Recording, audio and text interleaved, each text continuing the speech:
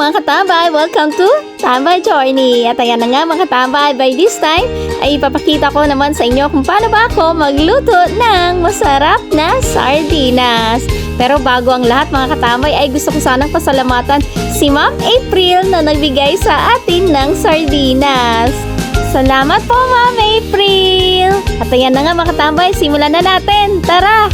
Siyempre, una natin gagawin ay gigisahin muna natin ang ating bawang. And siyempre, isusunod na rin natin ang ating kamatis. Masarap talaga ang sardinas kung nilalagyan ng kamatis katambay.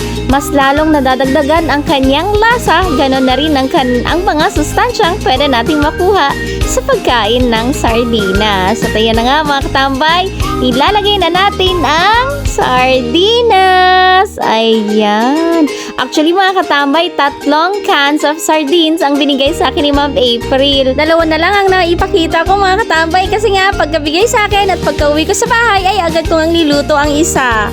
Actually mga katambay, ang dahilan kung bakit nga binigay sa akin ni Ma'am April ang sardinas ay dahil hindi siya mahilig sa manghang. Kaya hiningi ko na lang sa kanya mga katambay at binigay naman sa akin ni Ma'am April. Salamat po Ma'am April! Ako kasi mga katambay, pag-usapang sardinas na ay wala na akong pinipili.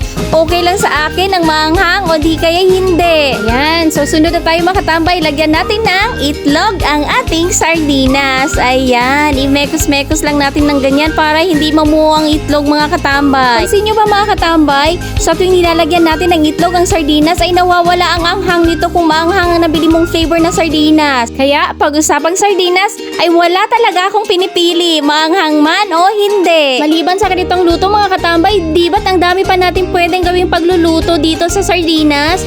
Pwede rin natin gawing fishbowl. Ang sarap kaya nun mga katambay. Okay mga katambay, lagyan din natin ng paminta ang ating sardinas and syempre ng asin para dagdag lasa na rin. Ayan mga katambay, ready na to ang ating sardinas. Papakuluan lang natin ng konti at good to go na siya.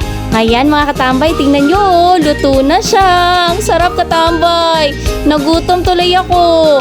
Tara katambay, kain na tayo. Ihain na natin ang ating sardinas. Masasarap to katambay kung isasahog na natin sa mainit na kanin. O ano pang hinihintay mo katambay? Tara na at kumain na tayo. Salamat sa panonood mga katambay. Yun lang. Bye!